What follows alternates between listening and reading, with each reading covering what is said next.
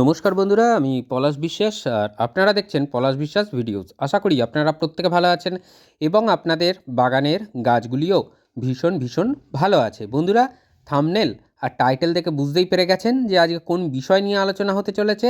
হ্যাঁ বন্ধুরা, পিটুনিয়া গাছ পুরো ফুলে ভরাতে হবে, ঝাঁকড়া করতে হবে, ফুল ফোটা অবস্থায় কি খাবার দেবো না সেইগুলোই আজকে ডিটেলসে বলবো। এবং দীর্ঘদিন এইভাবে পুরো একটা গাছ থেকে ঝাঁকে ঝাঁকে ফুল পেতে আপনারা কোন পরিচর্যা করবেন যাতে গাছটি দীর্ঘস্থায়ী হয় এবং গরমের প্রথম দিক অবধিও আপনারা এই গাছ থেকে ফুল পান, ফুল সংগ্রহ করতে পারেন, সেটাই আজকে ডিটেলসে বলে দেবো এবং পরিচর্যা দেখাবো। তো একটু স্কিপ না করে ভিডিওটা দেখার অনুরোধ রইল। আর অবশ্যই শেয়ার করে দিন সকলের মাঝে। আর যারা নতুন ভিউয়ার্স তাদের কাছে অনুরোধ করবো চ্যানেলটা সাবস্ক্রাইব করার জন্য, কারণ প্রতিদিন সন্ধ্যে 6টায় বাগান সংক্রান্ত ভিডিও আপনারা কিন্তু এই পলাশ বিশ্বাস ভিডিওস চ্যানেল থেকে পেয়ে যাবেন। তো দীর্ঘদিন ধরে পিটুনিয়া ফোটাতে হবে শীতের বাগান। যারা পুরনো ভিউয়ার্স তারা জানেন যে আমি অনেকটা দেরি করে শুরু করেছি, তারপরে কিভাবে দ্রুততার সাথে গাছগুলোকে বাড়িয়েছি তার পরিচর্যা আপনারাও দেখেছেন এবং তার রেজাল্টও আপনারা পেয়েছেন। সেটা যখন আপনারা ফেসবুক মেসেঞ্জারে আমায় জানিয়েছেন, কখনো ইউটিউবে এই ভিডিও তলায় কমেন্ট করে জানিয়েছেন, তখন সত্যি অনুপ্রেরণা পেয়েছি যাতে এতটা উপকার আপনারা পেয়েছেন। তো আজকের পিটুনিয়াকে কী খাবার দিতে হবে, ফুল ফুটলেও কী খাবার দিতে হবে এবং সাপ্তাহিক হিসাবে তরল সার, কোন তরল সার প্রদান করতে হবে, সমস্তটা আজকে কিন্তু আমি দেখিয়ে দেব এবং বলে দেব। পিটুনিয়াকে সেই শীতের বাগানের রানী বলা হয়, কারণ এর যে বিভিন্ন রঙের বৈচিত্র্য এবং তার পাশাপাশি এই গাছের যে একটা মিষ্টি সুগন্ধ আছে এই ফুলের, সেটা কিন্তু সন্ধ্যের পরে দুর্দান্তভাবে পাওয়া যায়। তাই বলবো বন্ধুরা, এই পিটুনিয়াকে আপনারা বাগানে যারা ঠাঁই দিয়েছেন তারা তো জানেনই যে পিটুনিয়া বছর বছর আপনারা শীতে করেন। তো এই পিটুনিয়া নিয়ে কোনো কথা হবে না। আর অবশ্যই পিটুনিয়াকে দীর্ঘদিন ধরে ফুল নিতে হবে পিটুনিয়া থেকে এবং গরমের প্রথম দিক অবধিও কিন্তু আপনি পিটুনিয়া থেকে ফুল পেয়ে যাবেন। তো আজকের যে পরিচর্যার বিষয়ে আলোচনা করব, যে তরল সার দেখাবো এবং যে তরল সার আপনাদেরকে দিতে বলবো, সেগুলো যদি আপনারা সঠিকভাবে করতে থাকেন তাহলে নিশ্চয়ই আপনাদের পিটুনিয়া গাছ এইভাবে ঝাঁকড়া হবে এবং ঝাঁকে ঝাঁকে আপনার পিটুনিয়া গাছে ফুল ফুটবে, ফুল আসবে। তো সবার প্রথমে বলবো যে পিটুনিয়া গাছে একটা জিনিস খেয়াল রাখবেন, যে জল দেওয়ার ব্যাপারটা। এই জল দেওয়ার ব্যাপারটা অনেকে গুলিয়ে ফেলেন বলে তাদের গাছ কিন্তু পচে যায় বা নষ্ট হয়ে যায়। পিটুনিয়া গাছের টবের মাটিতে যেহেতু টবটাকে পুরো ঢেকে কভার করে রাখে, সেই জন্য অনেক সময় দেখা যায় কি জলের মানে টবের মিডিয়াটা সম্পূর্ণ শুকনো হয় না। তো সেই অবস্থায় যদি আমরা জল দিতে থাকি তাহলে অবশ্যই গাছ নষ্ট হবে, এটা স্বাভাবিক বিষয়। এবং গাছের পাতা যদি বা ডাল মাটির সাথে, টবের মাটির সাথে যদি ঠেকে থাকে, সেই টবের মাটির থেকে গাছের ডালটাকে হাত দিয়ে সরিয়ে হালকা করে উঁচু করবেন, করে তারপর জল দেবেন। ওপর দিয়ে কখনো পিটুনিয়া গাছে জল দেবেন না, তাহলে কিন্তু ফুল, কুঁড়ি এবং সর্বোপরি গাছের ক্ষতি হতে পারে। এটা মাথায় রাখবেন 1 নম্বর। 2 নম্বর টিপস, যেখানে আপনারা বাগানের সর্বোচ্চ সূর্যালোক পায় সেই স্থানে আপনি কিন্তু আপনার পিটুনিয়া গাছটাকে রাখবেন। তাহলে দেখবেন এই দুটো জিনিস মাথায় রাখতে পারলেই আপনার পিটুনিয়া গাছ হবে সেরা সেরা। তো কি তরল সার দেবো এবং কিভাবে বানাবো চলুন দেখে নিই। এখানে 1 লিটারের আমি দেখাচ্ছি যাতে করে হিসাবে সুবিধা হবে সকলের, যত লিটার লাগবে আপনাদের বানিয়ে নিতে পারবেন। 1 লিটারের কন্টেনারে একটা সাধারণ জল নিয়েছি। তো এই জলের ক্ষেত্রেও একটা জিনিস বলে দিই, ক্লোরিন ফ্লুরিন যুক্ত জল, অর্থাৎ মিউনিসিপ্যাল কর্পোরেশন এরিয়ায় যারা ট্যাপের জল ইউজ করবেন তারা 24 ঘন্টা উন্মুক্ত রাখবেন, কারণ তরল সার দিতে হবে, সেখানে বিক্রিয়া হয়ে যেতে পারে। 24 ঘন্টা জলটাকে উন্মুক্ত রাখবেন, ক্লোরিন ফ্লুরিন উবে যাবে, তারপরে দেবেন। এখানে দেখতে পাচ্ছেন আমি বায়োভিটা এক্স দেখাচ্ছি। তো এই বায়োভিটা এক্স যে আপনাদেরকে দিতে হবে এমনটা কোনো ব্যাপার নেই, যে কোনো মাইক্রোনিউট্রিয়েন্ট বা যে কোনো অনুখাদ্য আপনারা নিতে পারেন। এবং এই অনুখাদ্য ফুল ফোটানোর জন্য কিন্তু বিশেষভাবে প্রয়োজন। ভালো করে মাথায় রাখবেন যে ফুল ফোটাতে গেলে মাইক্রোনিউট্রিয়েন্টের কিন্তু বিশেষ প্রয়োজন। এই মুহূর্তে, এই সময় দাঁড়িয়ে, অর্থাৎ পিটুনিয়া গাছে যখন ফুল ফুটছে সেই রকম মুহূর্তে মাইক্রোনিউট্রিয়েন্টের চাহিদা সবচেয়ে বেশি থাকে আমাদের সব গাছগুলোতেই। তো পিটুনিয়া গাছও তার ব্যতিক্রম নয়।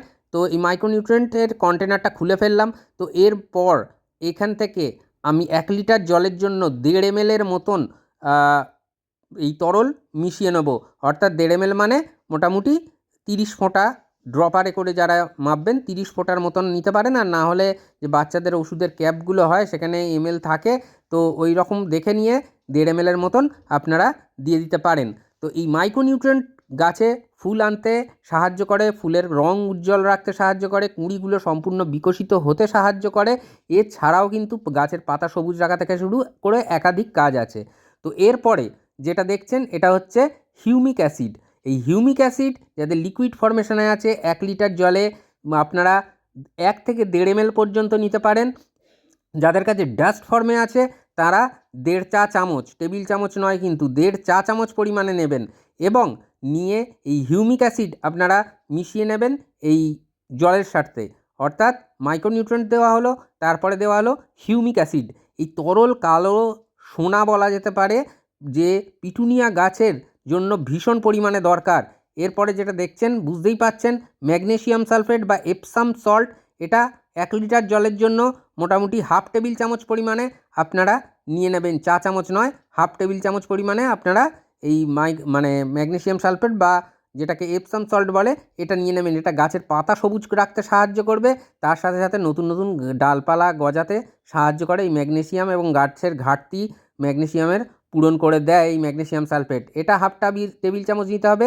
এটা সাদা পটাশ বা যেটা NPK 0050 যেটা থাকে সেই জিনিসটা, তো সালফেট অফ পটাশ এটা নিতে হবে আপনাদের 1/2 টেবিল চামচ। পরিবর্তে অনেকে হয়তো বলতে পারেন যে লাল পটাশ ইউজ করা যাবে কি না, করতে পারেন দেখুন, তবে মাটিটাকে সামান্য নোনতা করে দেয় এই লাল পটাশ।